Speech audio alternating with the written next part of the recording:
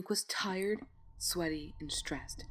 He'd been running around this infernal temple for hours now, dodging thick sculptural webs, jumping over bottomless pits, and nearly getting decapitated by falling blades.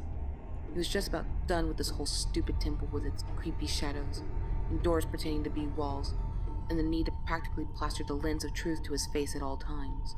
So the last thing he needed right now was another distraction vying for his attention.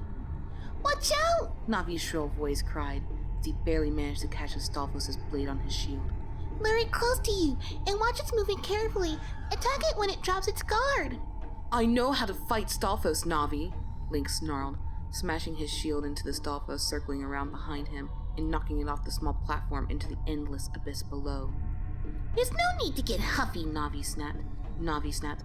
"I'm only trying to help, you know."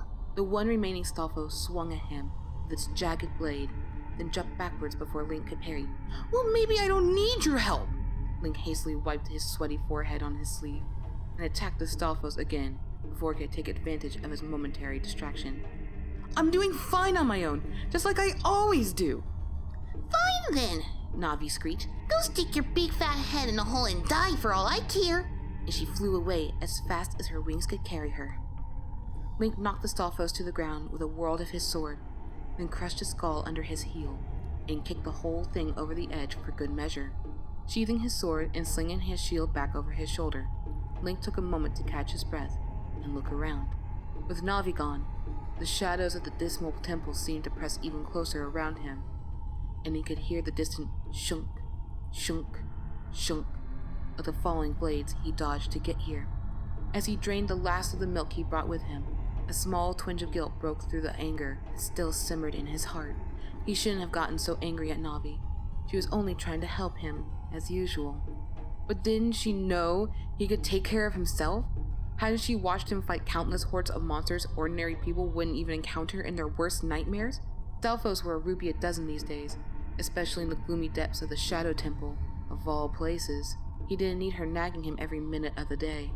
After a quick glance through the lens of truth, Link spotted an invisible stone bridge spanning the abyss and started across it carefully. Normally, Navi would hover in front of him, suspending the lens of truth in front of her so she could guide his steps while he kept an eye out for monsters trying to knock him down into the darkness. They had one too many close calls in that place already. Without her, Link had to focus the lens at his feet to make sure he didn't step off the narrow strip of stone. "See?" A voice nagged at the back of his mind. "You aren't giving her enough credit." "She'll be back," he muttered to himself. "She just has way too short a temper. It'll start bugging her that I'm making my way through the temple just fine without her, so she'll come crying back to me. I guess I can accept her apology. It's not like I'm a jerk." He was so busy watching his feet that he didn't notice the huge sculptural web hanging over the bridge until he walked right into it. Spluttering as his face brushed against the thick, sticky strands, he tried to break through the web without falling off the narrow bridge, but it seemed that the more he struggled, the tighter the web closed around him, until soon he could barely move. His right hand still clutched the lens of truth, through which he could see the invisible bridge, but he couldn't move his left hand to reach his sword, or even the jewel hanging from his neck that would set off Din's fire. "This is your doing, isn't it, Nehru?" he muttered. "This happened because I was unfair to Navi." Then he felt a shudder of movement in the strands tying him in place. He froze, feeling the web vibrate more and more as something moved closer. Craning his head around as far as the web would allow, he watched an enormous sculpture creeping towards its trapped prey. The skull-shaped exoskeleton on the huge spider's back leered at him, seeming to grin at his panicked expression. Though he knew it was useless, Link tried to break away again. Normally, sculptures were little more than a nuisance, easily destroyed with a single swipe of his sword. But then, he'd never been caught so tightly in the web of what looked like the biggest and ugliest sculpture in all of Hyrule. When the sculpture reached him, it brushed its long, hairy legs against Link's arm, tasting his skin through a rip in his sleeve. With a shudder, Link tried to jerk away, but could do little more than clench his hand into a fist. The sculpture seemed to like what it found, because it crawled a little further until it found his neck.